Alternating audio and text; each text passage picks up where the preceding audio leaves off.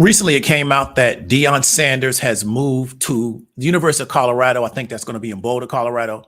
And I was getting information on that, let's say maybe about a week to 2 weeks ago. And I reached out to somebody that I knew that kind of maybe had a network in the college environment and kind of told them about it.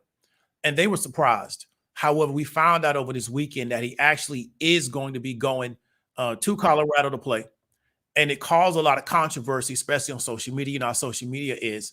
And a lot of people started trying to use that to frame their specific narrative. We kind of understand how important news jacking is right on the internet.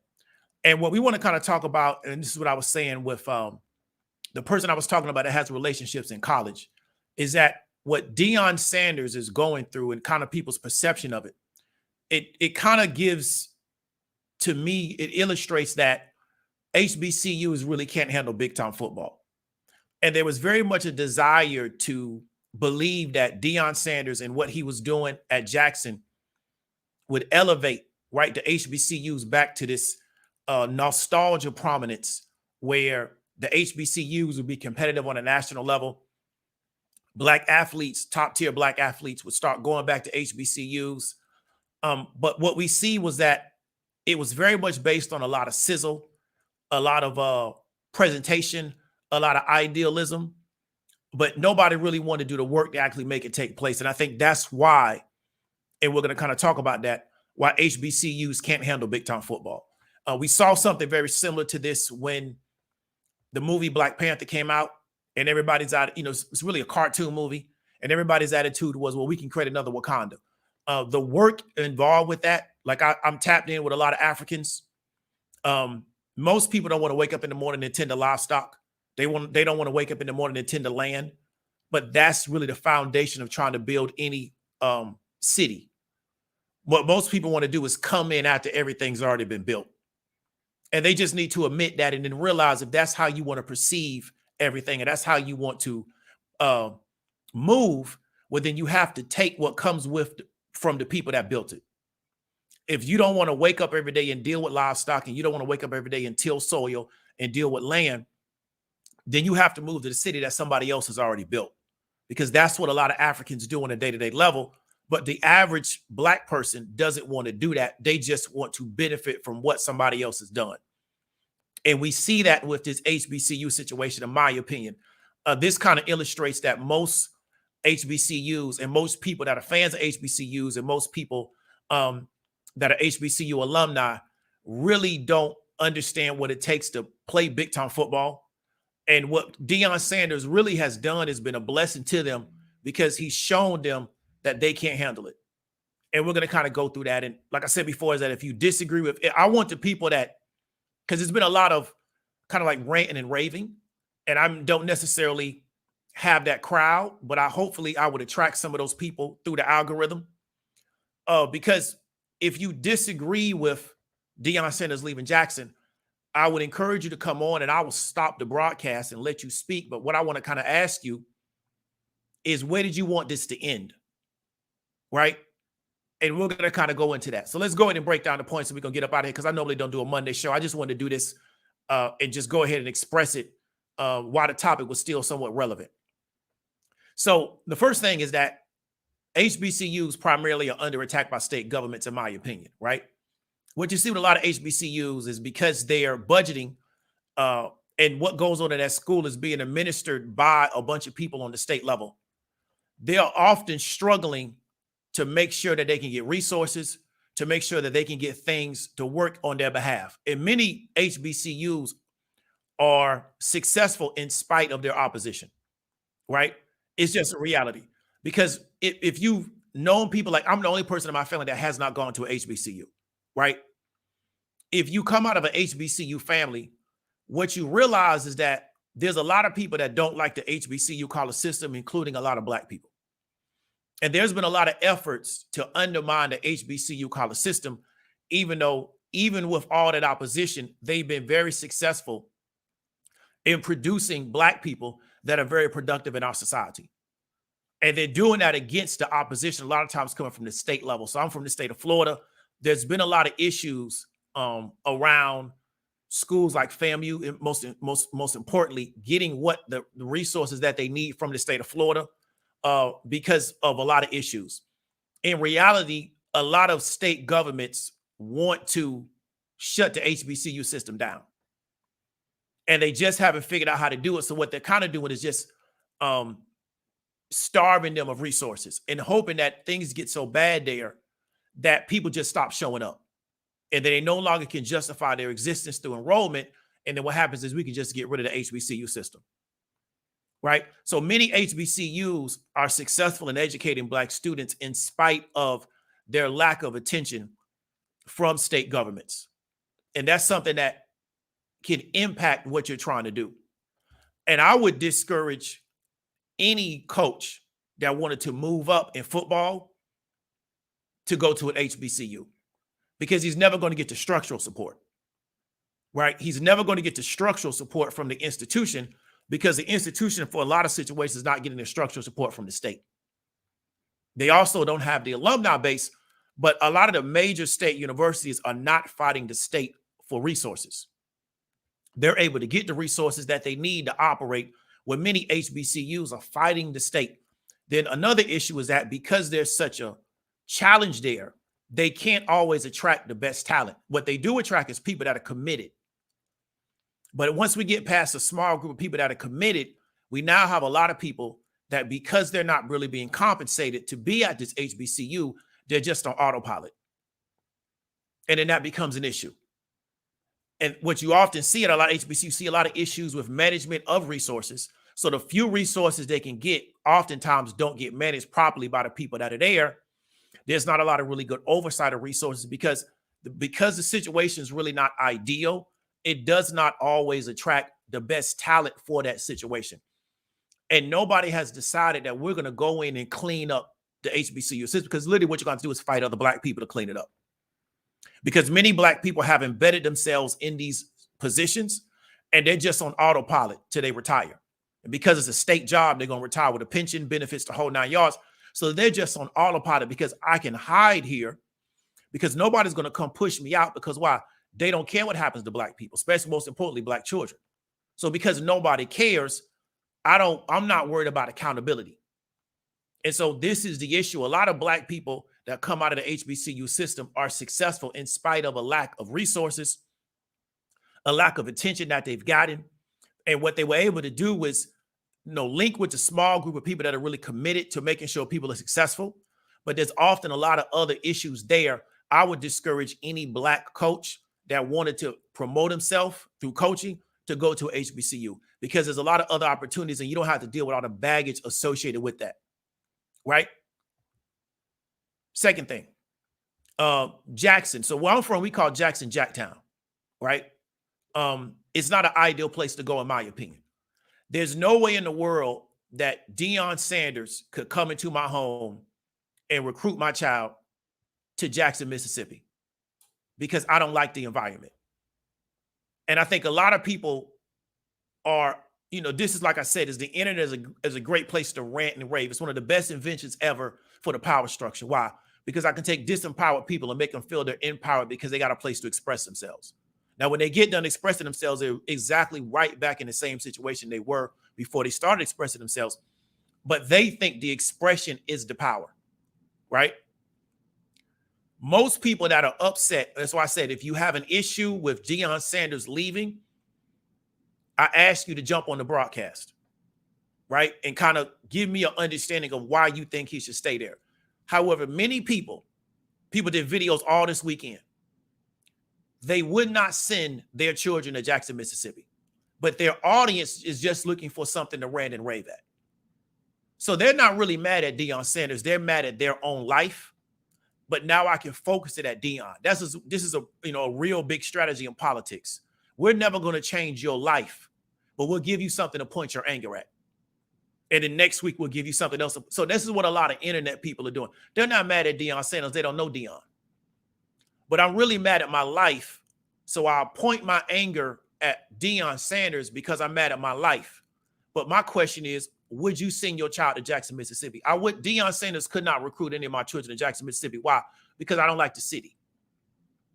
I don't want my child going to Jackson, Mississippi, right? Then we add on the fact that why would I send my child to a city that don't have water?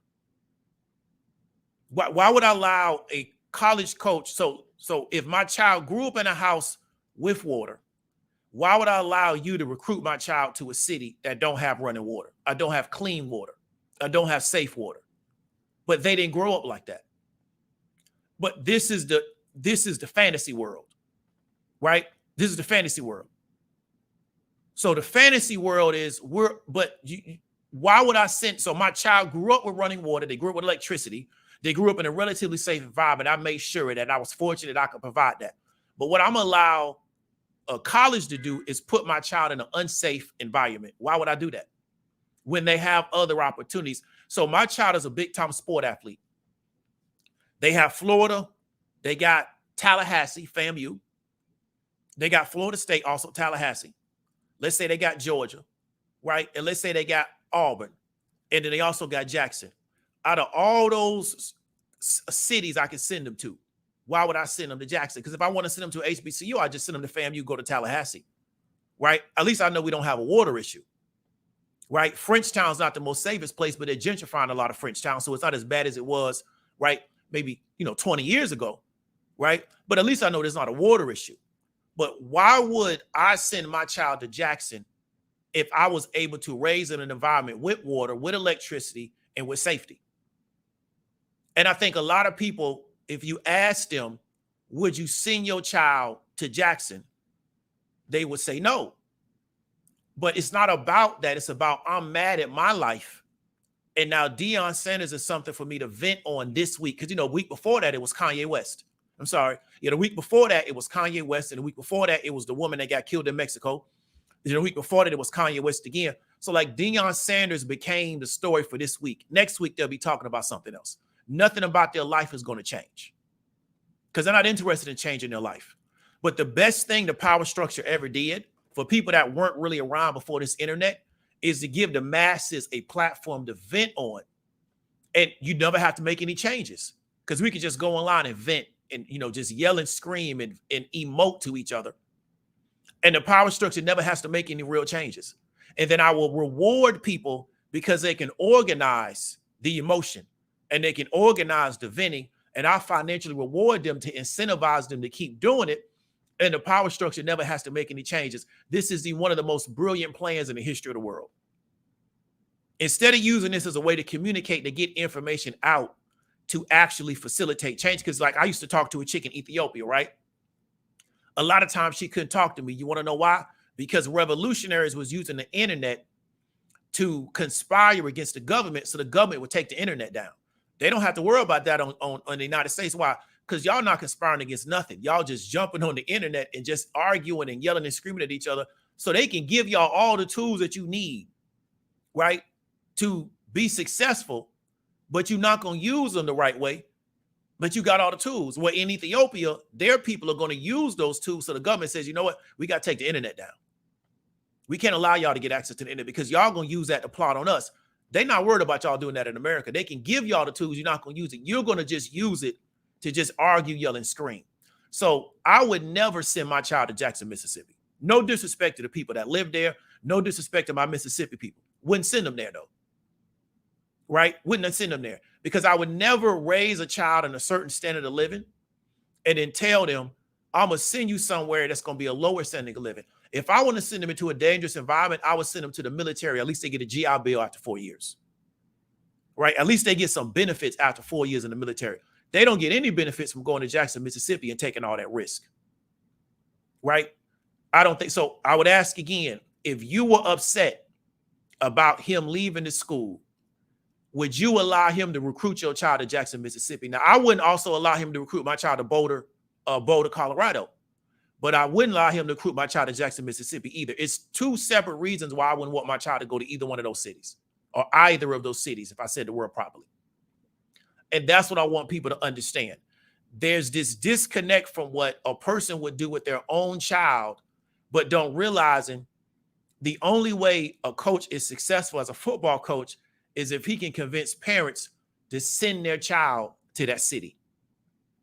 And ever since he was in that city, they've had a lot of issues with it already first not being the safest city in the world. Because like I said, where we're from, we call Jackson Jacktown, right? Then two, you having a lot of infrastructure issues dealing with water, which is essential for people to survive, right? And I think that's the disconnect. But like I said, if all I'm trying to do is create a platform for people to go crazy and rant and rave, and I'm playing, Dungeons and Dragons Black nationalism, it works because my audience, they're just so mad around their life that they just need something to be mad about today. Next week, we'll come up with another. Here's some more red meat I can throw at my audience. But nothing's going to change because you're not going to change anything. Because we're going to talk about at the end of this what needs to be done to actually change the situation, right? As opposed to just getting mad at Deion Sanders, okay? Because I know where this guy's from. I know how he was raised. I know where Fort Myers, like I said, I'm from Florida. I know what goes on in Fort Myers. We have this problem with our people is nobody ever helps anybody. And when people figure out a way to become successful, somebody says, well, you owe us stuff, but nobody helps anybody, right? Get to where they're at. They're just, like Deion was very lucky, right? He was very lucky. He worked very hard, but he was very lucky. But what we want him to do is change everything for everybody else. But where Deion's people are from in Fort Myers, everybody does agriculture work. Then they move from doing agriculture work to doing unskilled labor. He was lucky he was born a great athlete. If he wasn't born a great athlete, you know what he probably would end up doing? Unskilled labor like everybody else does in Fort Myers. Right? So I don't think people really understand like people's experiences and how they got to where they're at and how that shapes them. And then they want them now to try to make a way for everybody else, but we don't invest in trying to make a way for everybody that's not going to be a great athlete. Because if Deion Sanders was not a great athlete, how would he escape being an unskilled laborer just like his mama and his daddy? He was just fortunate to be a great athlete. And we don't want to have that conversation. And that requires building things so everybody don't have to be a great athlete to be successful in America. But that requires a lot of work. And nobody don't want to do that. We just want to jump on the internet, which is cool. That's why they gave you the internet. So you can keep doing that. Let's go to the next one. Deion was in year 3 of a 4-year deal, right? So where was the new deal? So he's in year 3 of a 4-year deal. And this is something a lot of people missed. Erica Williams on her video pretty much covered everything. That's why I wasn't going to do this video, but I said, let me go here and just do it and get it off my brain. He was in year 3 of a 4-year deal. Where was the new deal? So let me explain something to you. Deion Sanders is coming into people's houses, and he's in year 3 of a 4-year deal. That can be recruited against because why? He hasn't created security for himself as a coach. So they're getting ready to go to their bowl game. I think it's out here in Atlanta. After the bowl game, he going on another recruiting season. It's the off season. He would have been recruiting, right? He would have been recruiting in an area where he don't have a new deal, right? Where he don't have a new deal. He'd have been recruiting in that environment. And people can recruit against that by saying, well, Deion Sanders hasn't really solidified himself at Jackson. Why would you want to go there? Because if they don't give him a new deal, he's out of there anyway. My question for everybody that thought he should stay at Jackson, how come he wasn't offered an extension on his deal? Because you're saying you want him to stay there, right? So how come at the top of this year, as soon as they locked this season up, because he has an 88%, almost an 88%, almost a 90% winning percentage since he's been at Jackson, right? Once this season was halfway done, or we getting ready to go into the last game of the year, once they won this deal, how come there wasn't a new deal put on the table? Where was Jackson showing him, we want you to stay here long term and we willing to invest in you long term? Where was that going to happen? And even if Jackson or the AD or the president, they hear through the grapevine, Deion is getting offers or he getting looked at by these other schools. That's cool. We know we can't offer what those other programs offer, but we can put a deal on the table and offer it to him. So Deion, we know we can't pay you $5 million a year. We know we don't have $100 million facility, but this is what we can offer you based on what we can do. Right? And just put it on the table, and he can say yes or no to it. But what deal was put on the table to keep him long term? What's the deal? Because if you never put a deal on the table, it means you don't want him, especially when you see he getting feelers from other schools. And he, a year ago, TCU tried to hire him. He was also being looked at by South Florida, which I wish he would have went to, but he went to Colorado, which I think is a mistake. We're going to talk about that later. But if you see that the man is being looked at by other programs and you haven't signed him long term, why don't you offer? If you don't offer, he can't say no to it. So he don't have nothing to go on, but y'all don't want me here. That's why he said when he talked to his kids, in this game, either you move on or they fire you. It's no in between. Either you move on to your next situation or they fire you. Right? And that's what I want people to understand. If he was in the last year or going into the last year, his deal, which would have been next year, how come an offer was not put on the table, especially when other schools are offering him? What you're communicating to him is that you don't value him. Of course, you can't do what everybody else can do, but you need to put what you can do on the table and just let him say no to it. At least we put something on the table. Part of negotiation is actually putting an offer out. There is no negotiation with no offer. And it shouldn't be assumed that he's going to stay here and go into the last year of his deal with no deal, right? Because what else do you need out of the guy to know that he's the guy, right? So nobody wants to. So once again, I'm still waiting for somebody that says that he should have stayed, right? Just come on the show. Let's just have a conversation about it, right? But I'm from a real football state. So we're going to talk about football. Okay, so we got a appliance boot camp. Let me bring you on, big dog. Give me 1 second. Let me go ahead and get everything together. Let me do this, and then let me do this real quick. What's going on, man?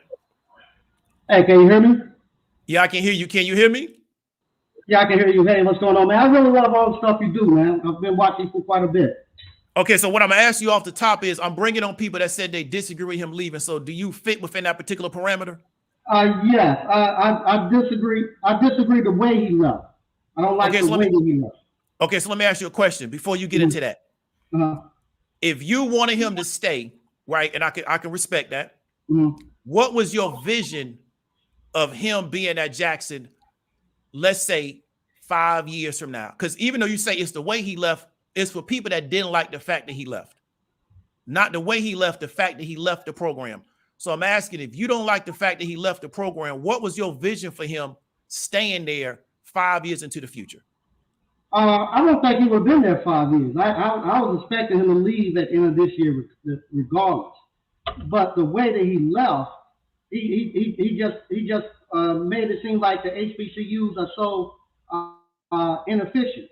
And so now the conversation has turned to the fact everybody looking at HBCUs as places that's poorly run that shouldn't even be existing. He just helped put more fuel on that fire, and that's what bothers me. He could have left, but leave after the Celebration Bowl. Don't do that and upstage the SWAC championship, where now he took all the air out the room and left. No kids didn't get a chance to celebrate winning the SWAC championship.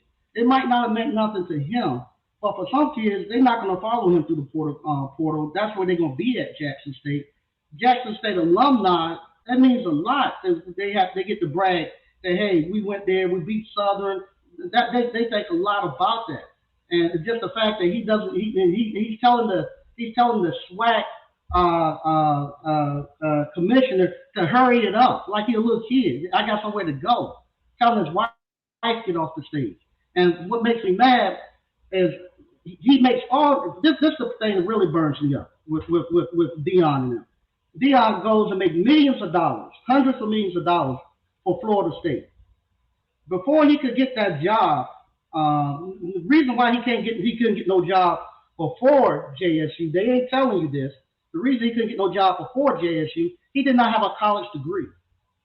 In order to coach NCAA football, you got to have a college degree. And where did he go? He didn't go to Florida State after making them hundreds of millions of dollars to get a college degree. He goes down to Talladega, the HBCU down in Alabama, a little Yeah, I know small what it said. HBCU. Yeah, I know It what it gets said. it gets a degree overnight. Same thing Sidney Lowe does. They come to us and like, oh, we ain't nothing. They go make all this money for the PWIs, and then when it's time when they in a jam, they come to us about. And Okay, then so how do you? hold on one second, because we going back into the same routine. I understand that it's an emotional hot button for people that went to HBCUs. I can respect that. Like I said, I come from a family of people that went to HBCUs. But so let me ask you a question, and we're gonna go into this towards the end. The way he handled this and the way people feel about it, and I can respect that they feel like people using us as a come up. I can get that. Do you think it is an illustration that HBCUs just need to stop dealing with this idea that we're going to one day again play big time football like we did in the 50s and the 60s? Yes, I think we're done because we're too fractured in the African American community. We don't see no value. African Americans, well, I don't see any value in building anything right now for our own. We'd much rather go to Colorado and build their stuff and take all their resources. Okay, but hold on one second. Hold on one second. Because see, this is what I don't understand, and I'm not trying to be disrespectful to you. We using Deion as the illustration of people that want to build, but I wanted you to understand something. When he came to Jackson, the situation already was what it was. So I'm gonna ask you the same question we was asking. If Deion came into your household and was trying to recruit your child to Jackson, where I'm from, we call it Jacktown. Would you be comfortable sending your child there? I don't know. I've never been to Jackson, Mississippi. Okay, so I would encourage you to one day, fall through Jackson, Mississippi, fall through it. Tell me what you think it'll look like. Well, because hold on a second though, because what you're telling him is that he's using the school, but he can't get around what's already taking place before he get there, and he also can't get around what's going on while he's there because he has to tell a parent to send their child to Jackson. I would never send my child to Jackson because they don't have water. So unless my child grew up in a house without water, why would I send my child to that? The only way he can be successful is people send their kid to Jackson. Okay, all right. Let me address that. Yes, sir. Let me say this. When I came out of high school, I was going to North Carolina State. And the same thing that you just said about Jackson, that's what everybody said about North Carolina A&T. Don't go up there. All they do is party. It's just a fashion show. You're not going to learn anything. Our bathrooms, our stalls, we didn't have shower curtains up in our stalls. Yes, sir. We didn't have doors on the toilet. So you go there, take a crap. Somebody can walk in, brush their teeth, and you see like prison almost. So I wasn't going to go to A&T because everybody was saying the same thing. They used to have what they call Aggie Fest. I walked on that campus for Aggie Fest. This is my senior year. It's in the spring. And I'm telling you, my friends and I, we didn't even have a hotel. We slept in the car. When I got home, I said, I'm going to A&T. Because what's going around the campus is totally different once you get on the campus. The campus is something totally different. And it was a feeling that I can go to any HBCU, walk on that campus, and I have that same feeling that I'm at home. Understand that. And I know about North Carolina A&T. They always, from my perspective, they always been known for good football, and right now they known for real good track. Right.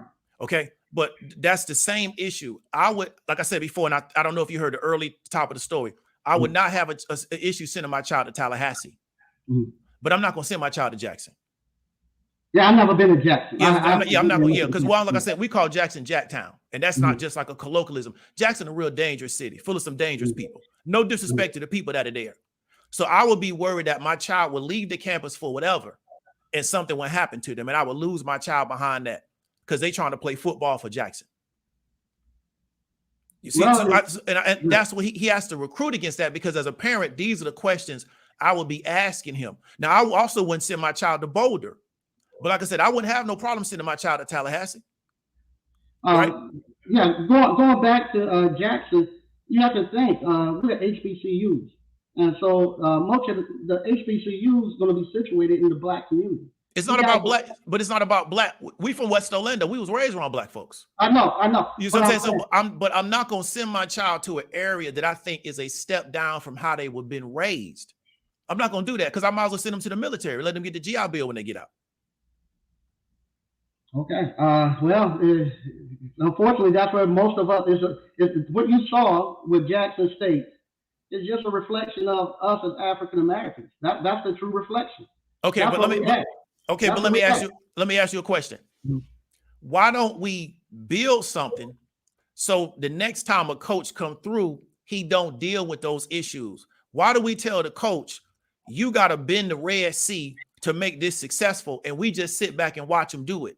And we clap our hands, but he gotta open up the Red Sea every week to make the situation successful. And we clap our hands that he did it, but we don't never try to pitch in and help the man out. So why don't we say, okay, this is what happened with Deion. Let's be proactive. Let's build infrastructure. So when we bring the next brother through that want to try to do something in the city, he don't have to go through all that. Why we want to always put people through hell just to help us? It's not that we want to put people through hell. It's the system got to put in hell. How are you going to compete with the salaries and stuff of Alabama and all these other huge universities when they got Nick Saban's salary budgeted into the state of Alabama's line? It's a line item, so the whole state paying that way. Okay, okay. You got years and years of people you got people there that pays maybe $40,000 a year just to get into the football club, just to have a chance to buy season tickets. Now you don't pay $40,000 to buy the season ticket. You pay $40,000 just to get a chance. Yeah, and right. You have to continuously pay every year. Exactly. To keep your seat. Exactly. We just don't have that type of money to do it. What we looked at with Deion, we said, okay, this guy has went out and he made his money. So he shouldn't be, we thought he won't money hungry. He got his money. His family should be set for the next 4 or 5 generations. And we said, all we need him to do is get the talent in here. If he can get the talent in here, then we can go out there and we can show them it's not that we are not good. It's just the fact that the reason y'all Alabama kicking our ass is because y'all got our resources over there. Understand, but brother, let me talk. Now Deion, like this great too. Deion ain't going to Colorado because his X's and O's.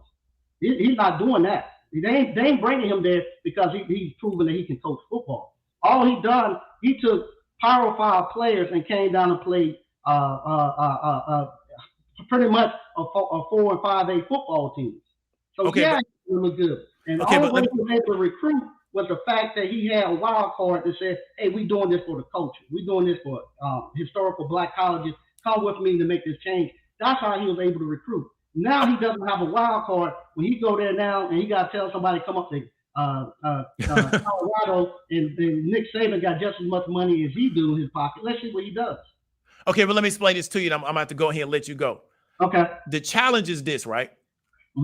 Football is not at the top level. Football is not just played with athletes. You got to have coaches. So Deion is essentially the CEO of the program, and then he needs people in position, coaching every position. If they don't give him funding, he can't bring people in to do that.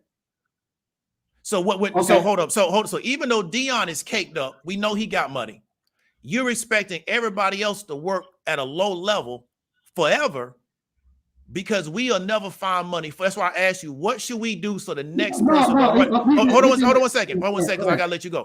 I say, what should we do so the next person don't run into the same situation? Because we can recruit another person, they're gonna have the same scenario. If we only pay the head coach $300,000, he cannot pay his coaches more than that because it's not in the budget. So then why would I? So let's say I'm a graduate assistant. I'm working for Jackson. I'm only making $30,000 a year. My wife and my children living in the dorms because I can't even make enough money to put them in a house. But I'm a good coach. I got Nebraska telling me they're gonna come hire me. I got Alabama telling me because of what I'm doing at Jackson, coaching these young people. Why would I stay there? Deion can't afford to pay me, so now I leave to go to Alabama. So it means what? We start all over again. The problem with Deion, like I said before, until we figure out a way to build something so it don't happen again, HBCUs need to just say, you know what? We just need to worry about SWAC football, MEAC football, and forget about what happened in the 50s and the 60s because we can't support that anymore. Because you cannot tell, it's not just Deion, he got a staff. His staff was working free. Let me tell you something real quick before I let you go. He was at Colorado.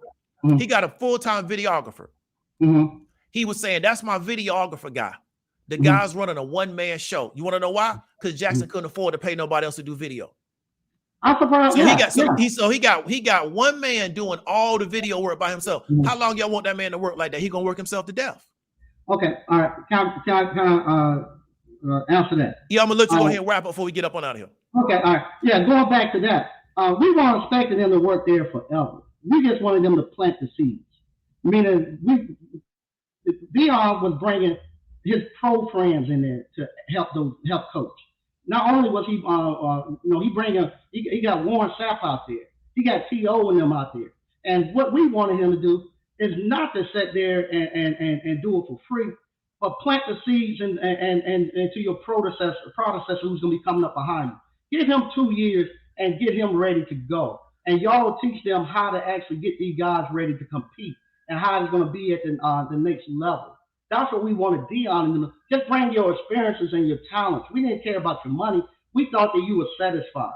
We thought that you were satisfied with your money and you were going to bring your resources in there and actually teach us how we actually play football at a high level. Teach the university that don't know how to act with big time football and money coming in. They never had ESPN coming up to the front door. Teach them how to do that. I saw Deion teaching the guy who does JSU football interviews and stuff. I saw him teaching him how to interview. The guy was so nervous to talk to Deion stuff. He didn't know how to interview somebody of that caliber. That's what Deion then was for. And now what he was doing, he was teaching everybody.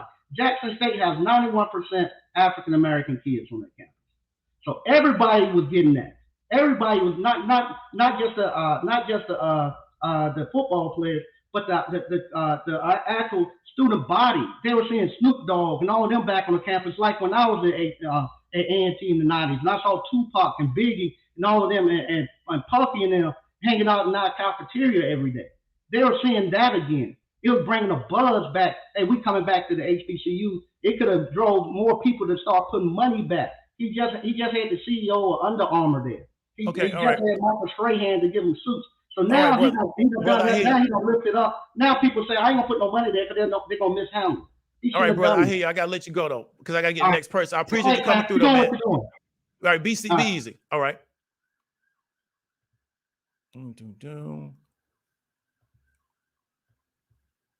Hey, Ray Gun, what's up, man? So, hold on, let me take out. So, I'm only taking disagreements now. Yes, sir. Can you hear me? Yeah, your audio sound a little rough though.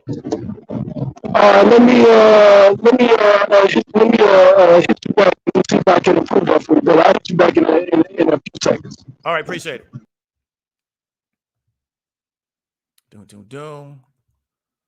Okay, so we're gonna get right back to it. Appreciate the caller for coming on. I respect it. Everybody can feel the way they want to see. We kept it real respectful. So this was the next thing we want to talk about. How can the coach attack? I'm sorry for misspelling this, right?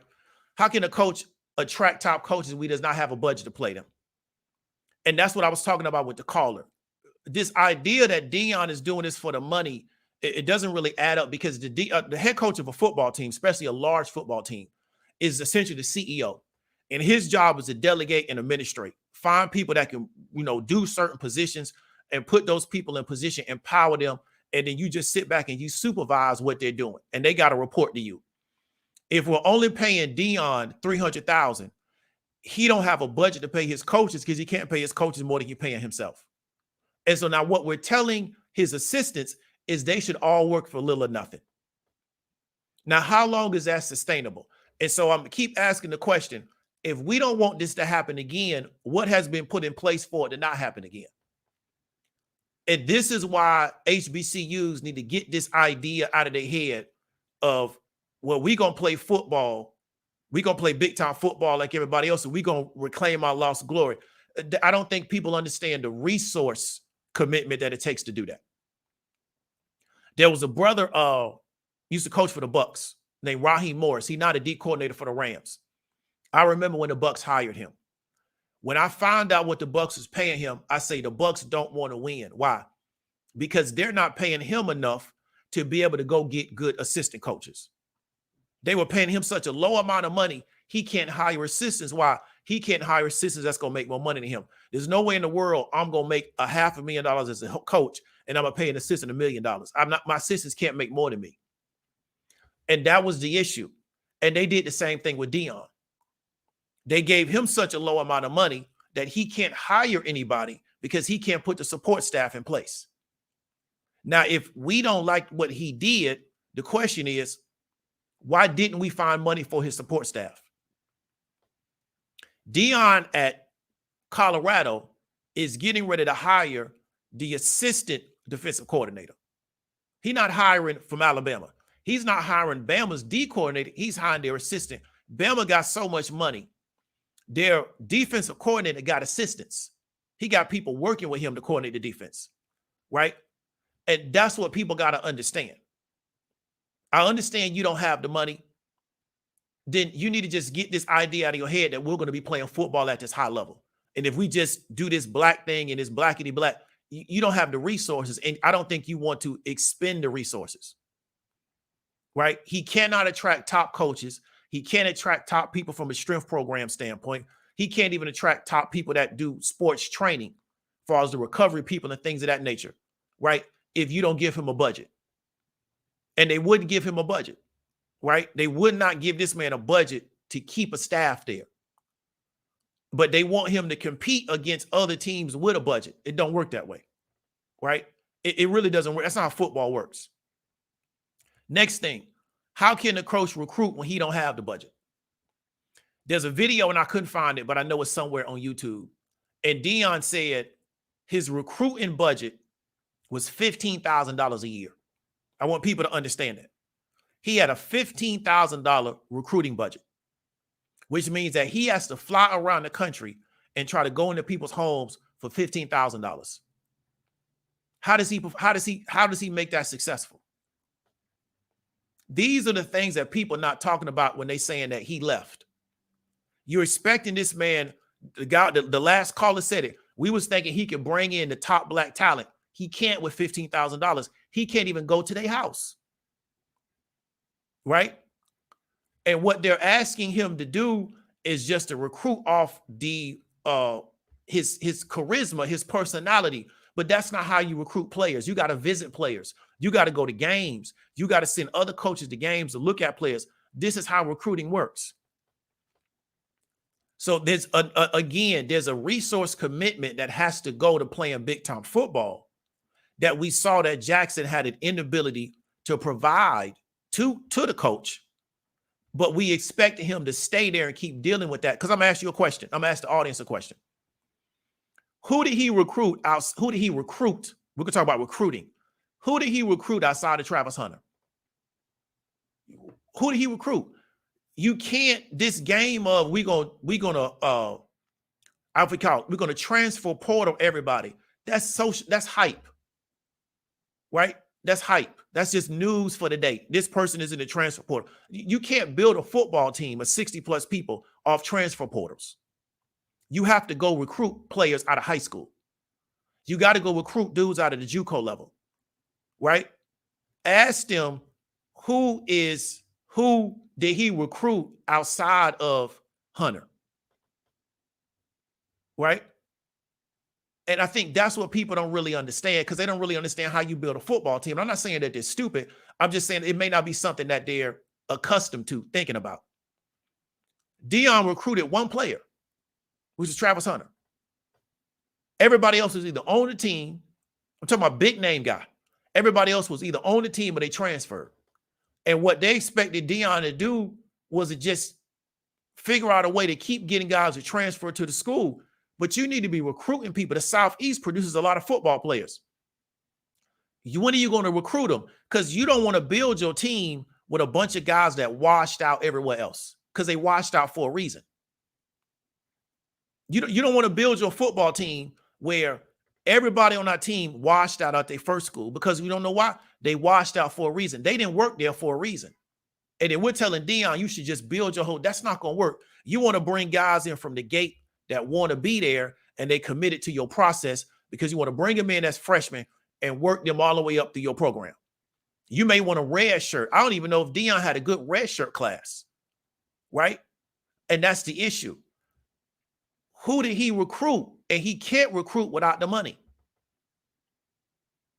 Because the head coach is not supposed to be your main recruiter. You're supposed to have a person on the staff that does your recruiting.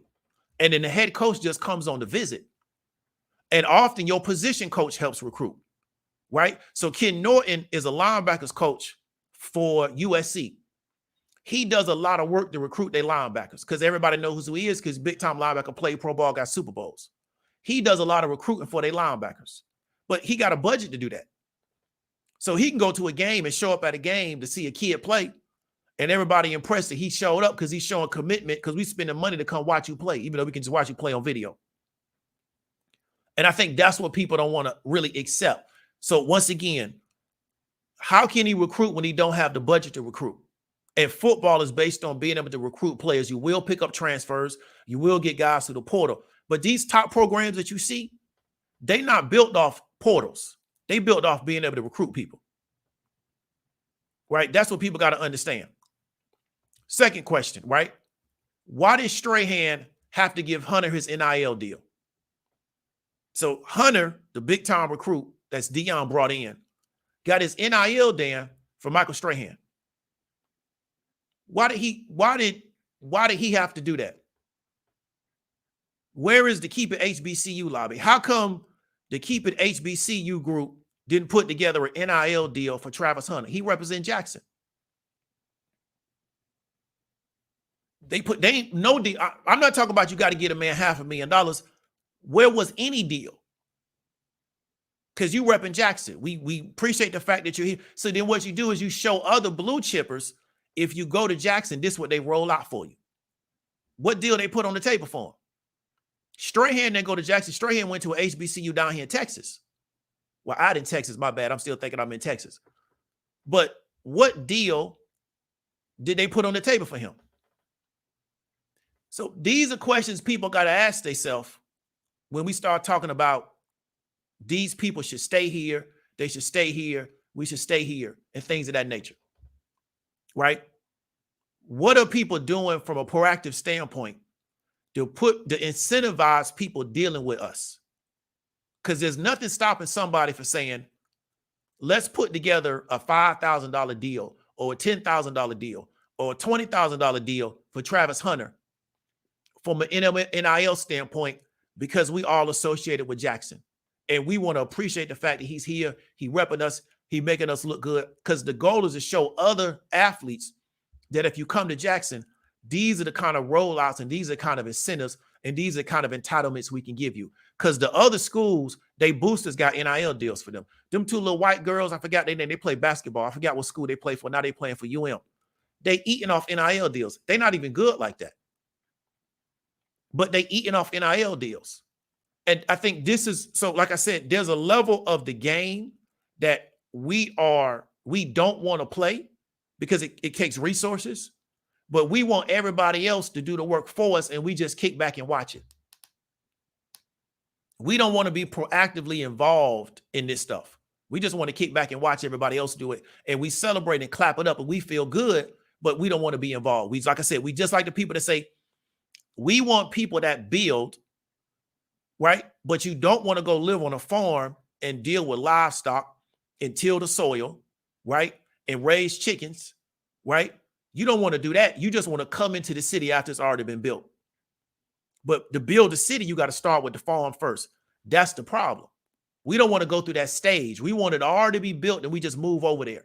So we always going to be on somebody else's bandwagon because you always got to go through the growth stage. That's part of life.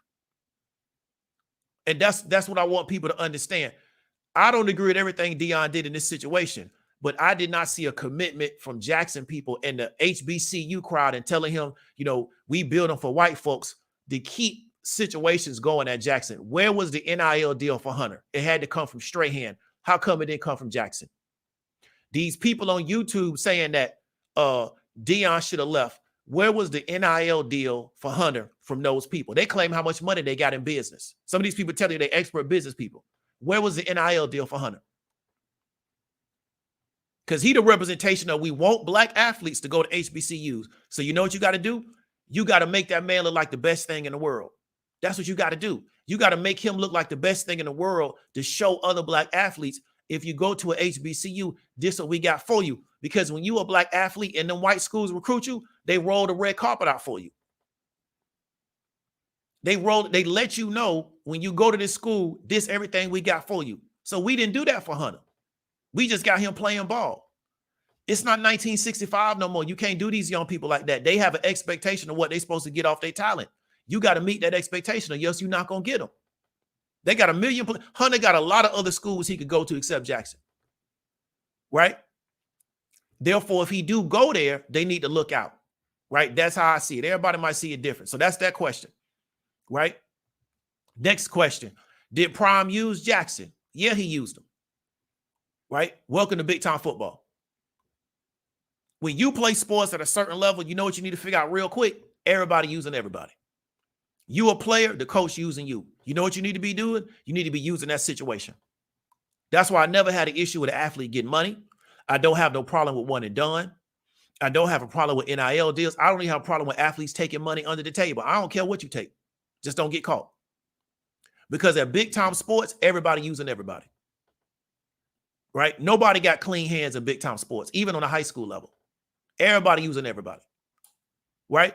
So did Prime use Jackson? Yes. Welcome to big time football. Let me explain something to you for the people that may not be aware. I'm not saying you stupid, just may not be aware, because you might not come from a football part of the country. I do. So does Deion. There's maybe 10 jobs in college football that people not looking to leave. Maybe 10 out of all those college football teams all across the country, maybe 10 jobs. Everybody that's not at those, that's not a head coach at those 10 jobs, they looking for their next promotion. That's how it works. So, of course, Deion went to Jackson looking for his next promotion. Of course. Because Jackson's not one of those 10 jobs. In basketball, there's like 5 jobs. They call them the Blue Bloods. There's 5 basketball jobs where people go there and they're not looking for a promotion. They cool to stay there, right? Then they may move laterally, but you saw how Calipari went from Memphis to Kentucky, right? Saw how Bill Self went from Illinois to Kansas.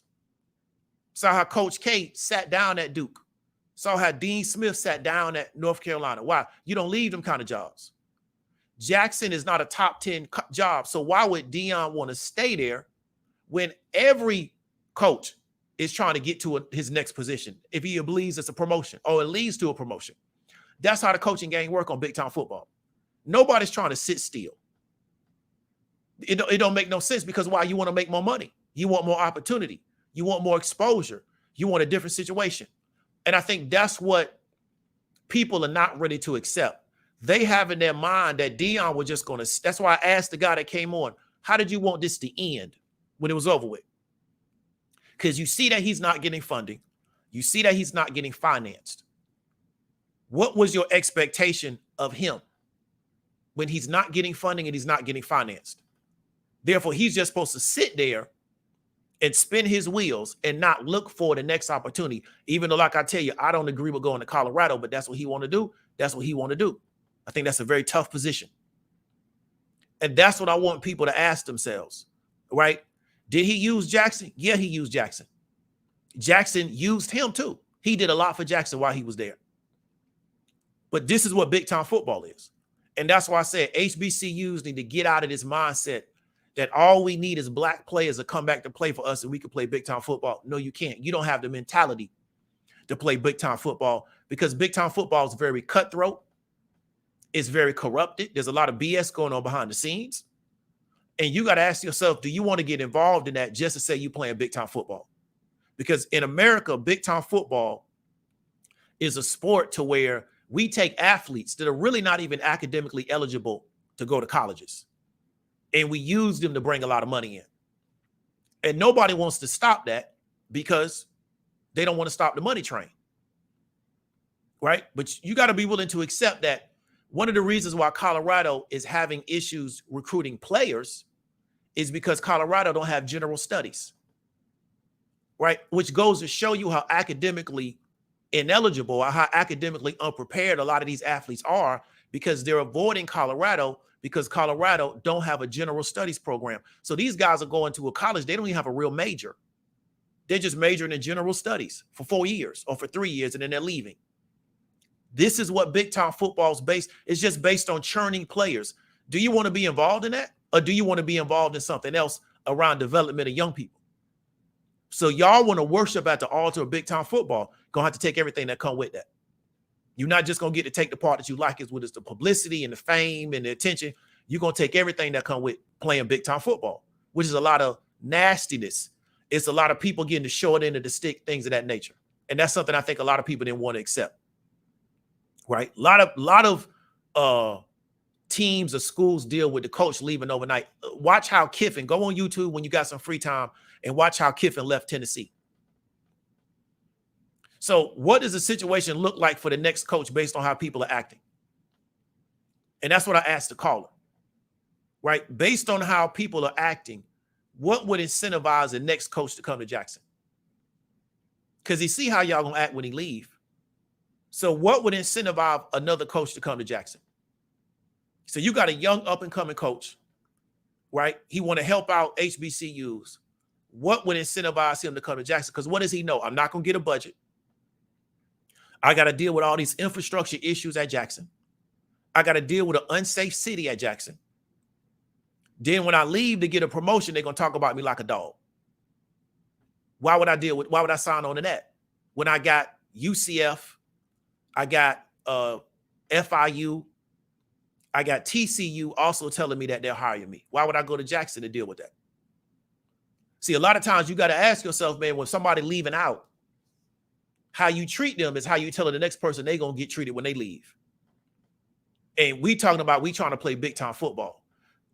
Right now, we should have just, hey man, Deion, you know what? We wish you the best and keep it pushing. All of this going crazy, that's not a good look. But like I say, it work on the internet. It's not a good look in real life though. Because I know in the world I could be a young up and coming coach and I would go to Jackson. Right? Because I know y'all not going to give me no money. And then on top of that, when I leave, y'all going to act a fool. Mr. G, I see you, but it say your device not connected. So let me know if you actually get connected. But I see you in the room. It say your device not connected. So the next one, in my opinion, right? HBCUs need to focus on academics and producing students that give back to the school. I don't think HBCUs should focus on football. I don't think it's a good use of resources. Right? I don't think it's a good use of resources. Okay? I think like Colorado just spent over $100 million to build a stadium, and they don't even have a good team. They won one game last year. HBCUs don't need to be trying to play that game with people. They can use that $100 million to educate a lot of people. They can use that $100 million to build buildings and to build programs. I don't think they need to be using that $100 million to try to play football at the elite level. The play football is so much resources you got to keep churning. I don't think it's a good use of resources. What they need to do is focus on academics and then producing students that's going to give back. Because the issue with HBCUs is they don't give back. Everybody just want to be down, but don't nobody want to give back. I don't think they need to be focused on playing football. I don't think that's a good look for them, because you're playing a money game that we have not committed to playing, and it's not going to benefit us. I'm from a football state. All these top tier black football players Florida has put out, it ain't changed nothing for us because it's not designed to do that. We should be trying to figure out how to produce black people, in my opinion, that can change things for us, not how to just produce more black celebrities. And I'm from the #1 football state in the country, right? It hasn't changed nothing for us. So I don't know why we want to compete in a game that's not going to help us long term. How can we produce black folks out of these HBCUs based on academics, and they dedicated to helping us once they get on, right? Jordan say Texas #1. The NFL don't say that, but I feel you. I'm going by what the NFL say, right? So second, right?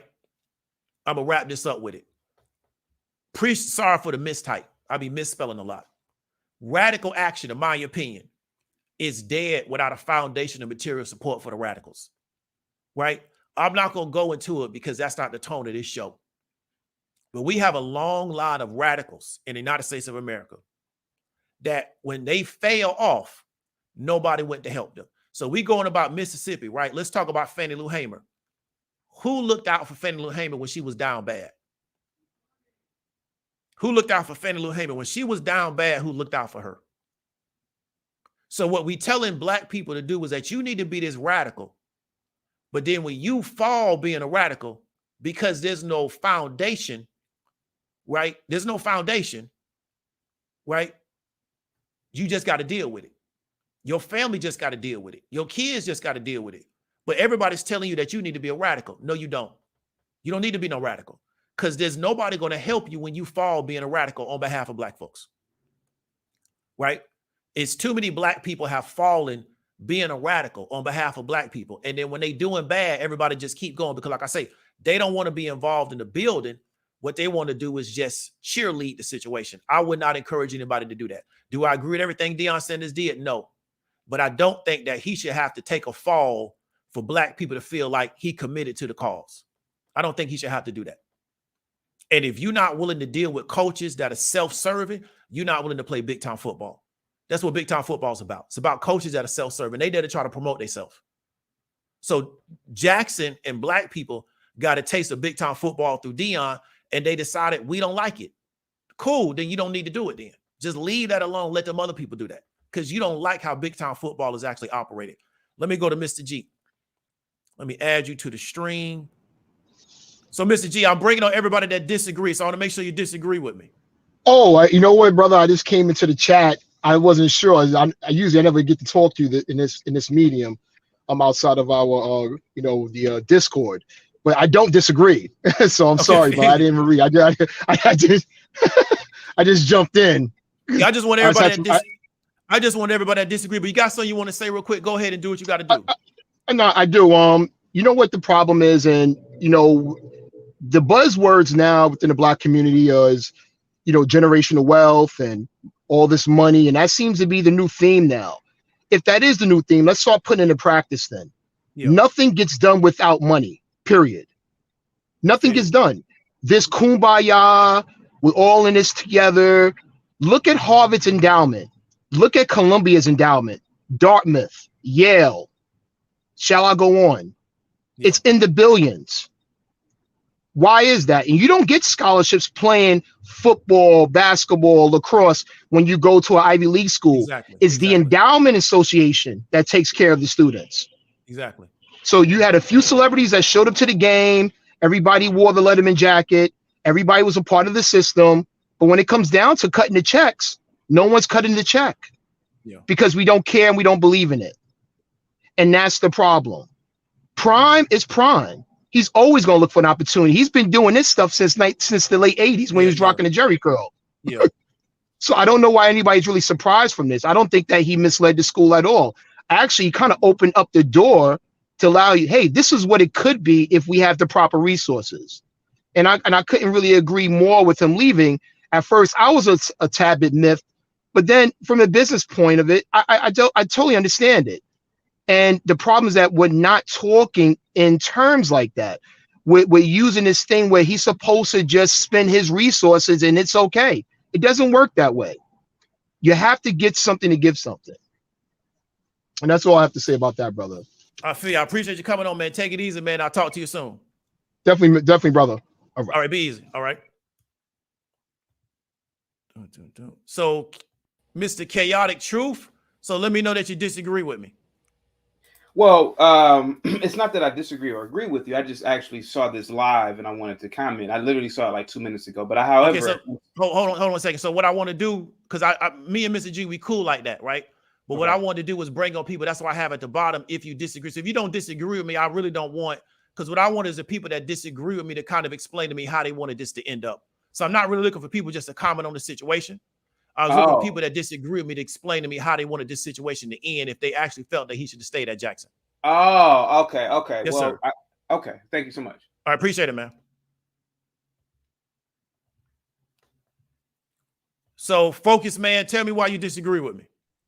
The reason why I disagree is that when Deion first started, he did give the impression that he was going to go to Mississippi, and that was going to be a magnet to start getting these black athletes to stop going to these other colleges and start going to black colleges. I truly believe that if these black athletes started going to HBCUs and forcing these white folks to watch us at HBCUs and spend money at HBCUs, I really believe that would put black men in a position in which we have our own leverage. And okay, I thought hold on a second. I don't want you to just run off like that. But let me ask you a question. Okay. So this is what I want to ask you about that disagree. Based on your vision of Deion at Sanders, let's say in 5 years, what do you think the situation was going to look like? So what's your vision if Deion Sanders has longevity at Jackson? What was your vision of what it looked like? Like, give me your vision of how it was supposed to look. The vision would be in 5 years, there would have been a huge rush of high school, college age black dudes going to Mississippi and HBCUs instead of these white universities. Deion was supposed to be the magnet to bring all youngsters, young black 12th graders to HBCUs instead of these other schools. I thought I was going to see an increase in black 12th graders going to these HBCUs instead of these white colleges. That's what I thought Deion was going to do. Okay, I understand. So let me ask you a question. So I respect that. Okay, so I understand this is what we're trying to get to, where now Deion's supposed to bring these athletes, these top athletes, as historically going to these white schools to Jackson. So let me ask you a question, right? Because we're trying to build out the program. So we sitting behind closed doors. We trying to build out Jackson.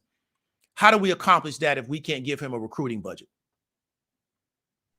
Now, in terms of the business side, I'm not privy on that. Now, you're one of the guys that crunch the numbers.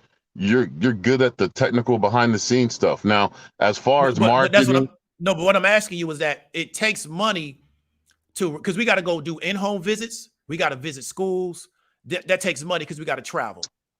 So how do we get so you got to realize, if I'm dealing with a player, he's being recruited by other schools. We're not the only school looking at him if he's any good.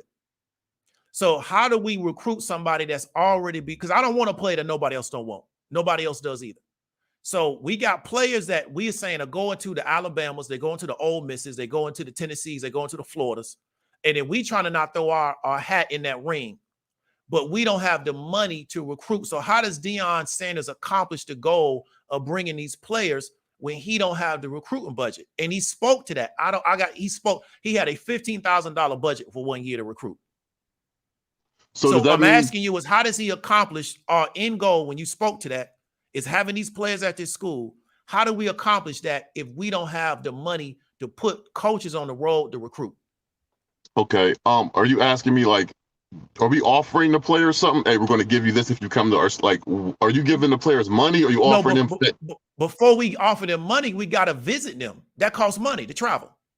So before we offer them money, we got to go to games. We got to visit their house. I'm not going to send my child to no school I ain't met the coach. So he got to come see me. So I'm in Orlando, Florida. He in Jackson. He got to come to me in Orlando, Florida, and sit in my house and talk to me about what he's going to do for my child. That costs money. Okay.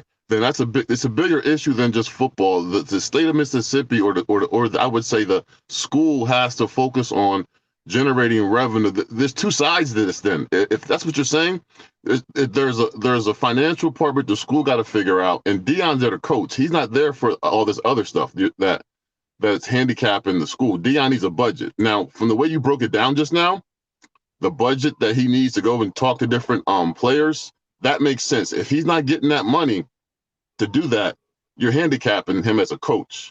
Now, I understand that part. Now, I didn't look at it that deep. I just looked at it from the point that I wanted more black 12th graders to start going to HBCUs, and hopefully Deion was going to be a magnet for that. But then there's some behind. But the thing is, this is what I'm saying, and I'm not trying to be disrespectful, but I don't understand the idea that him just being at the school is so much of a magnet that he don't have to recruit like every other coach in the country. Because we're being I don't know no ball player that didn't get recruited. I got recruited. I wasn't even hardly no good, and they still recruited me. So they recruiting everybody. Everybody getting letters. Okay, well then I was just coming from a position in which he's Deion Sanders and his name. I grew up watching Deion, and I just saw how. So I'm like, he's Deion. His presence at that school alone at a HBCU will make other black 12th graders be like, But this is a new generation. They don't even know him like that. So you're right. I think that there's going to have to be other measures to get these kids. And if he doesn't have a budget, then he's handicapped. No matter how big his heart is, no matter how much he wants to help, if this guy don't have a budget to go talk to the players at the very least, there's some internal issues that school has to deal with as far as financing and budgeting. And you just can't put it on a coach like him. But I think that's the issue. So people had an expectation of what he was going to be able to accomplish. But if he's not given the tools to do it, and then he got to compete with other people that has those tools. So this idea that this is something that I think Black people fall for. Instead of us building systems, and this goes all the way back to Africa, in my opinion, instead of us building systems, we think we're going to get this charismatic person like Jesus, and they're going to bring everybody in. And it don't work that way outside of what Jesus was able to do. And so instead of us building a system, we think, well, Deion is so charismatic. He's so entertaining. He's so magnetic in his personality. He's going to just bring these kids in, but he got to go through the same process. If everybody else is being recruited, ain't no way in the world I'm going to Jackson and they not recruiting me. When I got Auburn recruiting me, I got Bama recruiting me.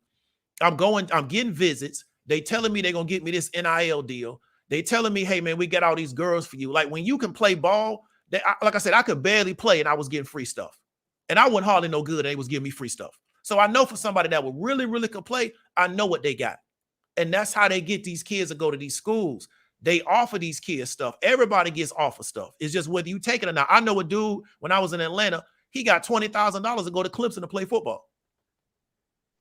Okay. So in your opinion, overall, my wish that there was going to be a tide turning and that of all the 12th graders and eventually Black dudes we're going to start going to HBCUs. That's not going to happen. And also it's not going to happen after this this Kyrie Irving thing. These Black athletes are not going to start their own league. Nothing like that's going to ever happen, basically. So there's nothing that can happen that's going to make us as Black dudes say we're going to organize our own leagues. If Deion can't do that and force folks to go to HBCUs, and it's like, I'm just trying to see, as Black dudes, we got to have more leverage. And I think if we own our own teams, we can force those dollars to us and we can have leverage. But now, but why is on Deion? Why it's not the money talking? Why is Deion got to do it? Why don't the money talk? The money talking for everybody else? Why don't we let our money talk instead of trying to get, well, we're going to get Deion and he's going to do all the work. No, why don't the money talk? And then I give Deion the money and say, okay, now I don't put bread behind you. Now you go do what you got to go do. You're right. The money, and I didn't know the money. Well, when you broke it down, you gave me a new picture to look at. I just looked at it from the first element, which was Black men getting leverage and owning their own teams. But then you broke it down as far as the school, and there's no budget for him to go do the basics like recruit and talk to people. That's a big problem I didn't think about. So you're right about that. Okay, so I'm just trying to get people to see this from a different, because I think Deion, like I said, I don't agree with everything he did, but I think he's taking the blame for stuff that was outside of his control that he should have been empowered to do, or people just need to accept that, you know what, HBCU, SWAC football, MEAC football, it's just going to always be on one level, and people just got to be cool with that and just make that their own world instead of trying to make it to be where, you know, we want, because it is unfortunate that these top tier Black athletes make these PWIs so much money. But the problem is they get compensated to do that. So we don't want to compensate, we don't want to compensate anybody for their talent. We just want them to come deal with us because they Black, but they getting compensated. And we don't deal with these kids from the gate.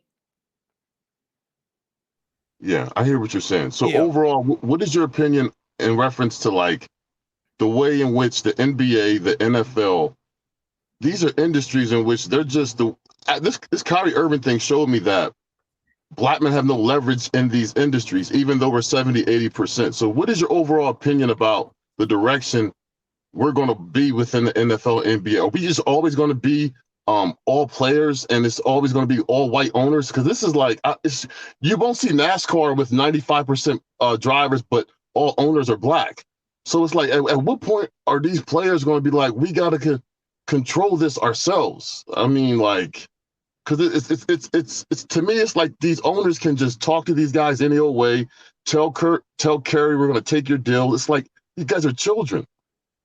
Yeah, but I can't really comment on the NBA because that's not really the tone of the show. But I think until people decide that they're going to empower themselves to do it and stop thinking somebody else is going to do it, it's not going to get done. Because I think we have this impression that Deion Sanders is stronger than us. He's a better football player than us. He's a better athlete than us. But we have this impression that he's stronger than us just because he got more money than us. But he's a one person. So there's no way in the world that 10 of us can knock him down. But we haven't committed to doing that. So I just think we want, like I said, black people, I'm not talking about you, but a lot of us, we want to come into the city after the city already been built. And we got to go to the work to say, hey, you know what? We got a farm and we got to turn the farm into a city, which means what? You might have to work every day for 20 years. And I've been telling people, if we really want to do big time football in the HBCU, it might take 20 years to do it. And so you can't even worry about anything else for 20 years. I don't think it's worth the time or the money. I think we would be better spent putting our resources in developing our young people in areas outside of sports, because all these athletes we put out, it hasn't changed anything for us. So I don't know why we so pressed to keep doing it. I'm from a football state. It has done nothing for us putting all these football athletes out except just watching them on Sunday. So I don't know why we want to keep doing this. It hasn't done anything for us. Instead of saying, you know what, let's take these resources and put them in these children in another area. But at the end of the day, we still have to come up with the resources. We don't want to come up with the resources. We want somebody else to do it. These are our young people. Why do we want to come up with money for them? This is a question we shouldn't be asking Deion. We should be asking, how come we don't want to produce resources for our young folks that we claim are so talented that they're going to save us, but we don't want to put no money behind them? You're right. You open my eyes, man. You open my eyes to more so the responsibility us as black folks have outside of Deion Sanders and what he's doing. I mean, the school has to be financially stable and giving him options. When you shed a light on that, you did give me something to look at. And the more things go forward and the more I listen to you, I'm starting to, in my opinion, bro, I'm just going to focus on myself as an individual, bro, because it's like, you can't bank on black folks. Well, all black dudes don't think alike. And a lot of us got different priorities. So it's like, I'm being dolo, me and my girl, and just focus on establishing myself even more financially. Because sitting back and hoping on this black unity, even amongst black dudes, it's not going to work, bro. We're on different pages. I feel you. Well, I want to encourage you, man, to be straight with your girl, man, and do what you got to do for your family. So I'm not about individualism, but what I'm not about is putting all the responsibility for our success on one person, because that's just another form of individualism. So, everybody's moving in groups, but I want to encourage you to keep doing your thing with your girl, man. Stay positive and stay focused on what you got to do. And I appreciate you coming through. All right, take care. All right, man, be easy. So Smitty, like I said, I'm bringing on people that disagree. So let me know if you disagree. No, I think he should have left. I did. Okay, I appreciate it. So I'm only on bringing on the disagreement people, man. So I appreciate you coming through, man. I just want the people that disagree, brother. All right, man. So we're gonna go through the questions. We're gonna get up on out of here. Appreciate everybody for coming through. So like I said, I got 690 on the stream. Let me see, can I get more than 170 likes if possible? That's kind of crazy. And we see what brings people out, but it is what it is. Let me make sure that's the last point, and we're gonna get up on out of here. Yeah, so let me go ahead and wrap this up real quick. So when I was talking to the brother before, radical action is done. Like I said, we talking about Mississippi. Look at how Fannie Lou Hamer life ended up. Look at how much she advocated as a radical. Fannie Lou Hamer was beat up in jail for trying to get black people to vote.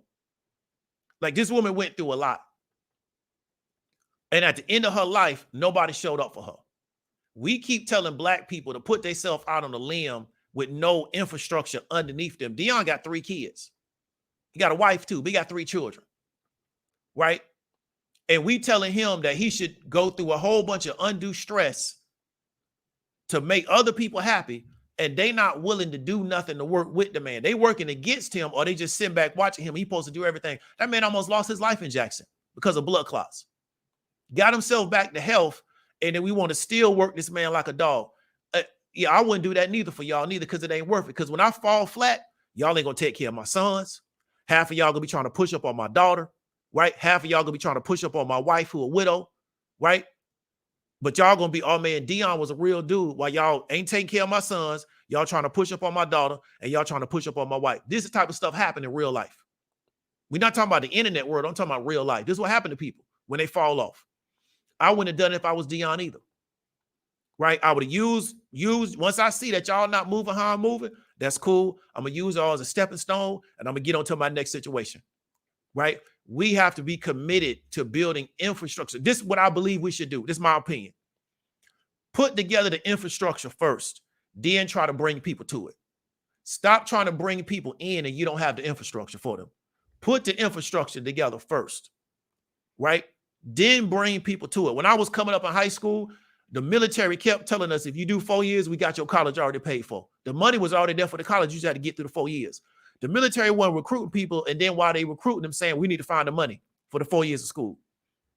They was coming in the gate saying, if you get through these 4 years, we're going to pay for your school. It's already set up for you. You just got to get through the 4 years. And they ran ads on that.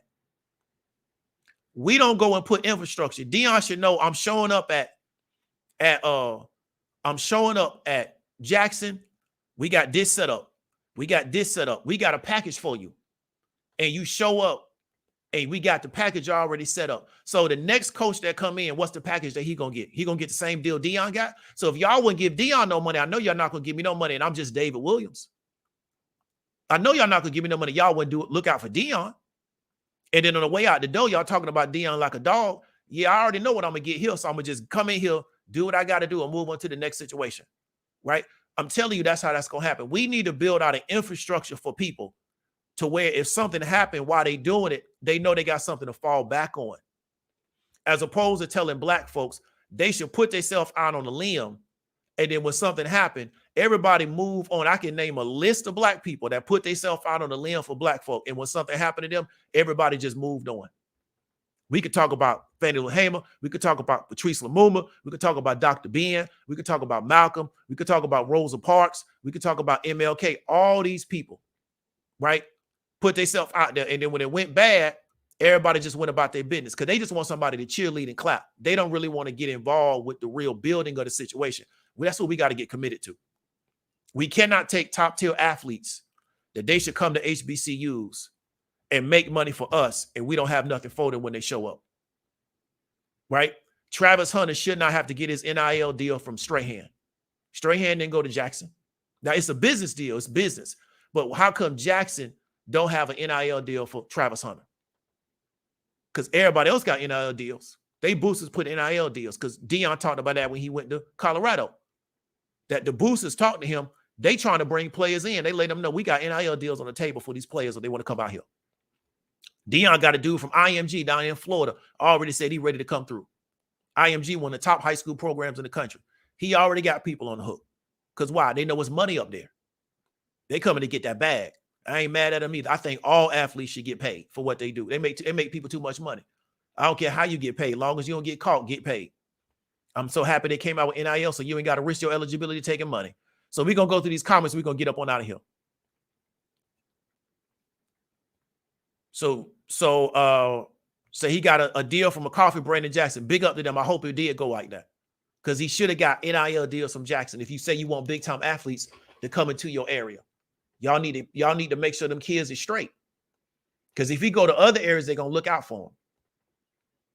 And it's not about the size of the deal. It's just it's that y'all try to put something together for him.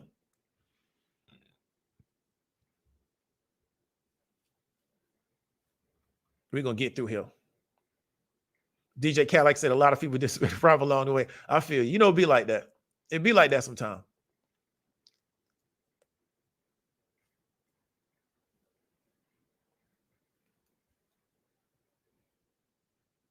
So Cortez Miller say black people are going to boycott the NFL and the NBA. Yeah, I'm from the Southeast. We never going to boycott football. That's not going to happen, right? Football too big in this part of the country, right? All them people said they was going to boycott because all those conservatives said they was going to boycott because of Kaepernick. Football numbers are off the charts right now, right? Football is too big of a sport in certain parts of the country. People going to watch football, regardless of what's going on.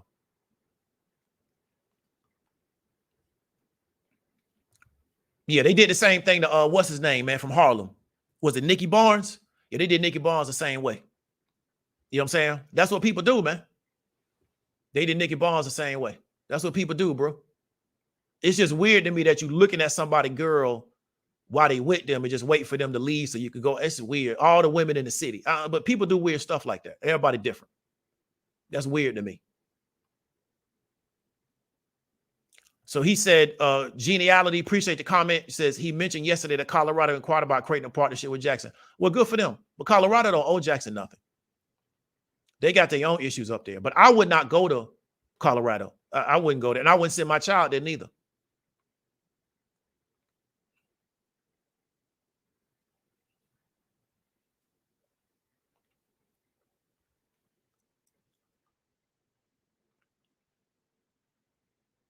So Colorado does not have the money to pay Coach Prime yet. Well, let's see if they get it. They had the money to build that stadium.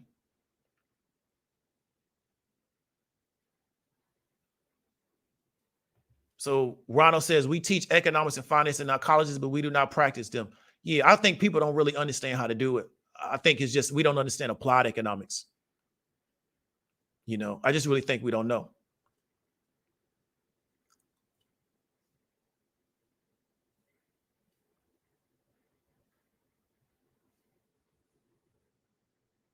So I can't pronounce your name. So we don't have the funds. We can't compete with the incentives that these PWs are offering their deep war chest, our $6. I agree. That's why I don't think we need to be trying to play big time football. I think we need to take our resources and put them into education and grooming our kids to give back to our HBCUs. Because big time football, it costs so much money. I'm from Florida. Everybody say when UM gonna come back. I say UM is never gonna come back till them Cubans decide they want UM to come back because it's gonna cost too much money. For UM to be at that top tier, it's going to cost a ridiculous amount of money. Them Cubans in Miami have not decided they want to spend the money, so UM not going to come back. It's not just about the athletes. You got to spend money now to play big time football. And they haven't decided they want to do that. I agree with you. We don't have the funds. That's why we need to stop doing it. We need to play games we can win at. We can't win at playing big time football on the college level. We can't win at that. We just need to be content with our classics amongst ourselves, our own little circuit, and stop thinking we're gonna get 5-star athletes and blue chip athletes to stop making PWIs money and come play for HBCUs. It's not gonna happen because we can't incentivize them. We can't incentivize them, right? It just don't work that way. So I agree with you. We need to let that idea out of our head and do something different. So Jersey J says, what could Deion have done differently to better handle the situation? I don't know, because so I'm going to put it like this. I don't know what he could have done differently to better handle it, because I don't necessarily think he mishandled it. Like I said, I just don't agree with everything that he did. But I'm not Deion Sanders. He a grown man. I'm not going to agree with anything another grown man do. He got his own way of doing things. I got my own way of doing things. What he's doing working for him. He way up. I'm not up like him. So it must be working on some level. But with Deion, from what I know, it's not a trail of dead bodies on his way to success. I never heard that about him. And you hear that about some people. Where the way they made all their money, it's a bunch of people hurt behind it. I never heard that about Deion. And I'm from Florida, right? But everybody got their way of doing things. You feel me? I may not have done, I never would have went to Jackson. But people said he couldn't get a job outside of Jackson. So it was a win-win for both people. But I'm not going to work in a dangerous city. And I got 3 children that I'm trying to help raise. It's too dangerous. And they running out of water. Once they ran out of water, man, I would have left. I'm cool on that. I got too much money. I'm going back to Dallas, Texas, man, and kick up in my house. I would have gave the team to the assistant coach, man, say, I'm out of here, man. Y'all don't have water. I might as well go live overseas if I'm not going to have no water and save money.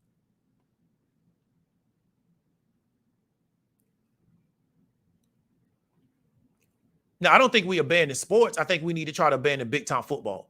I think HBCUs really could go farther playing baseball and playing soccer because they don't take up as many resources. Playing football in America is just very expensive. It's like playing hockey in Canada.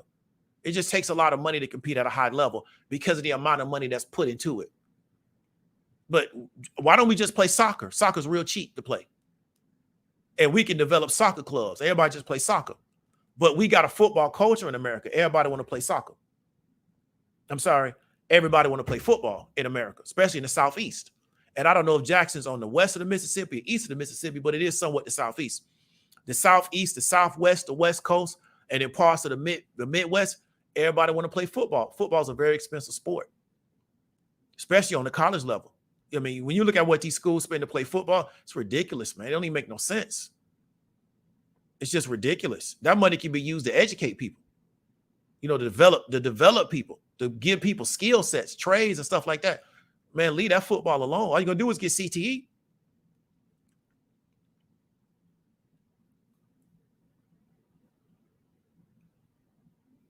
So Elgo says we did have our own basketball and football leagues prior to integration. Yeah, that's true. We don't have them now. But yeah, we did have them prior to integration. We had a lot of stuff, but we don't have it now.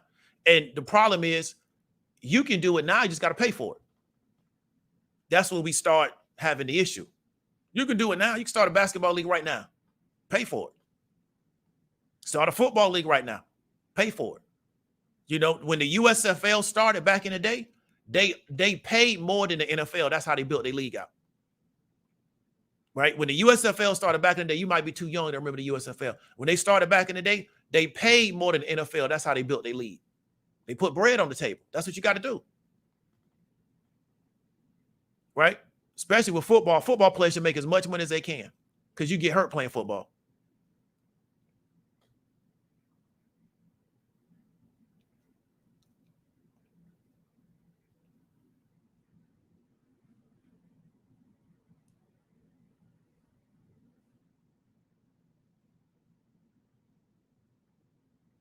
Exactly, geniality. That's why he had a heavy pressure. He didn't have a budget.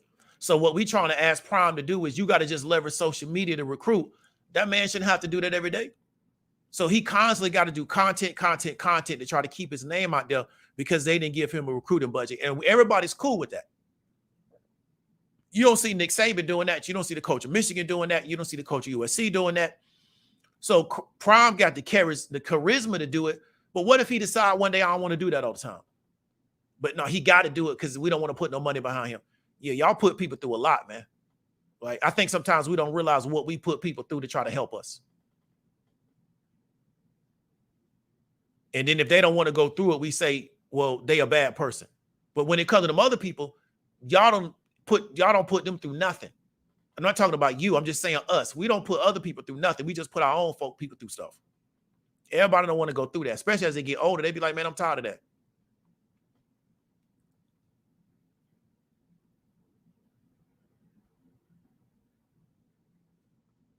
So Ty says, I know about Fenelon was a great example. Yeah, definitely. Yeah, it was very unfortunate what happened to her after all she did for people in Mississippi.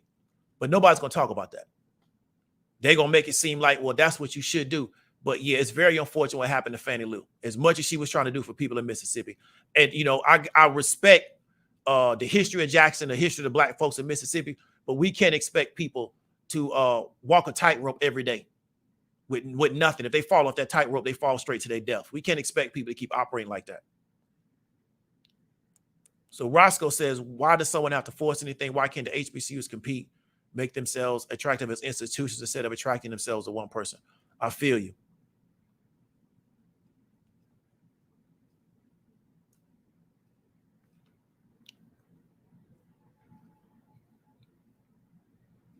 So Fabian says, mine was a ghost school until they recruited the Black Dade County and South Florida guys. Mine was a Power 5 back then, but the recruits on a mission to make Miami great at work. Yeah, Fabian, but at that time, the cost structure was different back then, right? So I'm a big UM fan. The cost structure when Miami built a program was totally different than what it is now, right? It was a different setup. You could do what Miami did when they did it. You cannot do that now. You can't. It costs too much money, right? It was a different cost structure. And this is another thing, Fabian. Everybody recruits Florida. When Miami started getting Florida guys, nobody knew about that athlete. The whole country recruits Florida now. There's no big school that don't recruit the state of Florida. So now everybody's competing for the same pool of athletes, right? And I think that's what people. So Miami no longer has its pick because Miami used to recruit from Central Florida all the way down to the bottom. And nobody else was in that part of the state. Even Florida wasn't recruiting that. Florida State wasn't recruiting that. Only school recruiting that part of the state of Florida was Miami. From Central Florida all the way down was all UM recruiting. Once they started winning, everybody started coming to that part of the country. So then you have to spend more to get the same player that you didn't have to spend as much to get. That's why they lost their players. Because Miami used to recruit Florida, Texas, Louisiana, and Jersey. And then once people figured out that was their pipelines, they started hitting all those pipelines because the word is out now. That's where you get your players from. So now it costs more money to get the same player, and Miami was not willing to spend that money to get that same player. So you get guys like Cooper goes to Alabama. Judy goes to Alabama. The guy Alabama got now plays defensive end for them. I think he's from Fort Lauderdale, right? What's his name? He from really north of St. Augustine, Henry. He goes to Alabama, right? Bush's son goes to Michigan. Let me see who else. Ohio State got a bunch of Florida guys. You know, that's what happens is once the word gets out of where you getting your players from, everybody gonna follow you down there to get them same players. Right. So now you got to spend more to get the same players. So what Miami did, they can't do anymore. There is no hotbed of black players that nobody don't know about. Everybody knows about it now. It's 2022. So now you got to compete to get those players that cost money.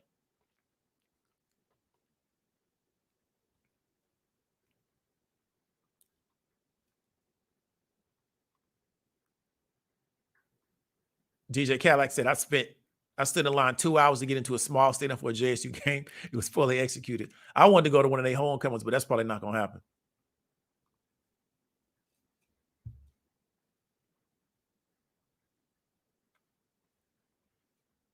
Okay, let's get down to the bottom, man. We're going to get up on out of here because I didn't want to be down here too long. Appreciate everybody for coming through. Doom, doom, doom.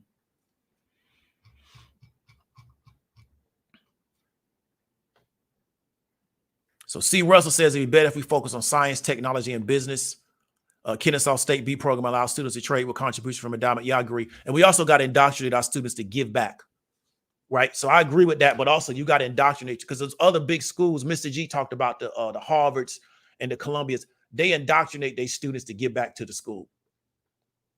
You know, that's how they program their students that, yeah, you're going to be successful, then you're going to kick back to make it so other person can be successful, right? And then they are good stewards of their money. One of the biggest issues at these HBCUs is accountability with finances. There's a lot of weird stuff going on.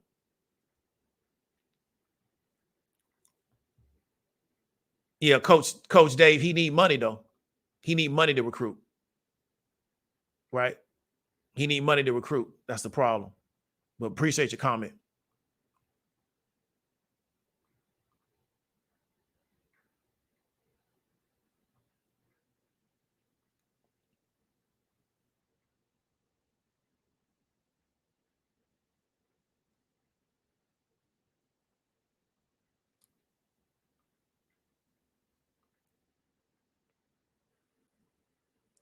So he says, invest in player development. You can become a feeder institution, move a few players to bigger programs and the great. You must be talking about something else. So I don't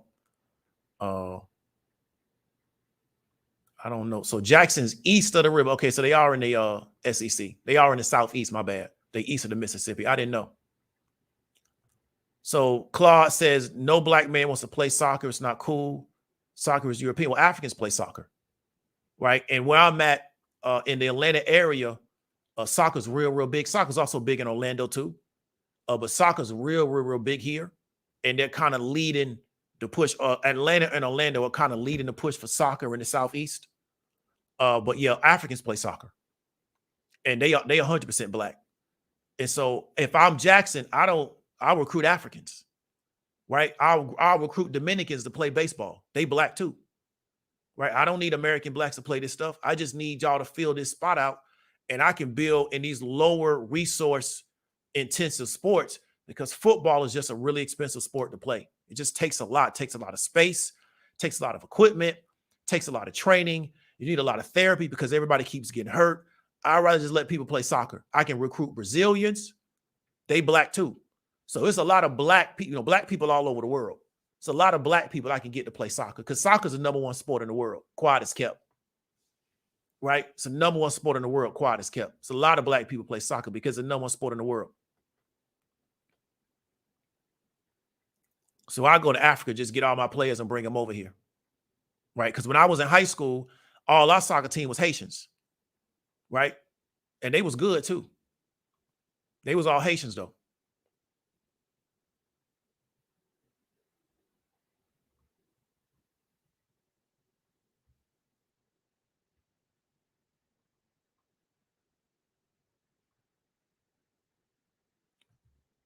I think it had a big priest. Like I said before, what I talked about is that a lot of these HBCUs, there's a war of attrition against them on the state government side, because a lot of these state governments and a lot of people don't like the HBCU system.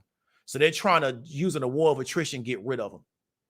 So it can be very challenging to be involved in that, and you're not getting the resources you need, and it's very stressful, and it don't have anything to do with you. It's just that a lot of these state governments are trying to starve HBCUs out. So a lot of HBCUs are successful in spite, but they don't get every state needs a political organization to advocate on behalf of the HBCUs if everybody says they love them so much. But nobody wants to do that because it takes a lot of work. Right? So all of these people that graduated from these HBCUs, once they get out, they need to politically advocate on behalf of the HBCU. So we sitting up here in the state of Georgia. You got Warnock and Herschel running for state senator. What black groups are advocating on behalf of the HBCUs in Georgia with those two political candidates? We don't care who wins. We care that our HBCU gets funding. We care who wins. Just make sure our HBCU, I don't know what HBCUs are in Georgia, make sure that they get funding. Who's doing that? Our problem, again, is we always want somebody else to be the person. That's not how this stuff works in America. You got to form a group, and y'all got to go advocate on your group. In my opinion, everybody look at it different. Nobody wants to form groups. Groups is beating us up. And so Deion went to Colorado because they showed him we got a group that can get things done. That's what sold him, and people don't want to accept that.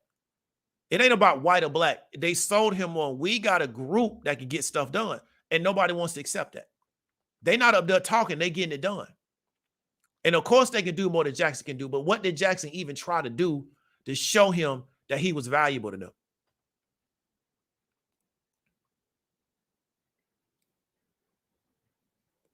Is Travis going to see you? Who knows? You know, but he not going to make or break any school. He's one player on the football team. Yeah, I said Colorado was a mistake over South Florida. I would never send my child to Colorado, right? I would never send my child to Colorado. I would not send my child to a school that got like less than the 1% black population, right, to play sports. And they have other options. Wouldn't do it, right? Wouldn't send my child to Colorado. And I don't know if Travis Hunter's mother wants him to go to Colorado, but no, I wouldn't send my child there. Wouldn't send him to Jackson either. Would send him to South Florida because it's Tampa. Yeah, so to me, he made a mistake because this is the issue with Colorado. Historically, Colorado recruited California, they recruited Texas, and they recruited Louisiana when they was real good. That was their pipelines. But it was a different era back then. So now it's going to cost them more to get a player from those areas because you now got an Oregon. You got LSU, they really balling right now. Kelly going to put a fence around Louisiana. He not going to want people in his state. It's going to be more difficult. So where are they going to get their players from? All this transfer portal stuff, you got to recruit players. All this transfer, we're going to flip. That's not how you build programs, man. You don't build programs by trying to flip your whole roster. You need 60-something people on the roster. You going to flip 60 players? It's not going to work that way. You got to recruit. I think it's going to be difficult to recruit the Colorado for good players that have other options, right? So the issue with Prime is that there's really good teams he got to play, and he has to try to beat them to justify his existence at Colorado. That can be difficult, right? I think it would have been better at South Florida because what? You already in Florida, and you in the best state for high school players in the country. You're not trying to get them to come to Colorado. So you can sit in Florida and get 3 stars and have a good team. Right? And say, just get don't worry about the 4s and the 5s. Just get out 3 stars in the state of Florida. You have a good team because Amari Cooper was a 3-star. He went to Alabama. Just get the 3 stars. You'll be straight. And then you just build off that.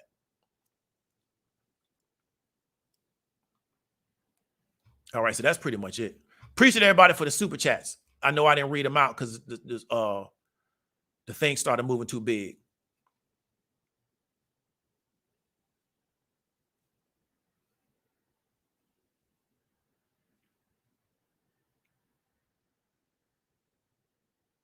Okay, Kayana. So we're gonna let you. We're gonna just put you in timeout.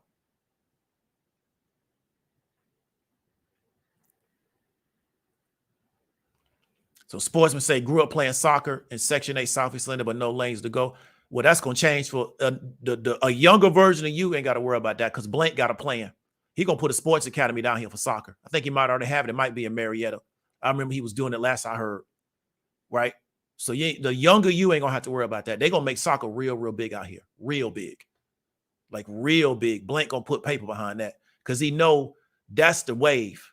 He already got the football locked up. They got the baseball. They got the basketball. The wave is gonna be soccer, especially with this demographic change that's getting ready to happen across America. The wave gonna be soccer. Right. That's gonna be the wave. So Blank gonna get ahead of that wave.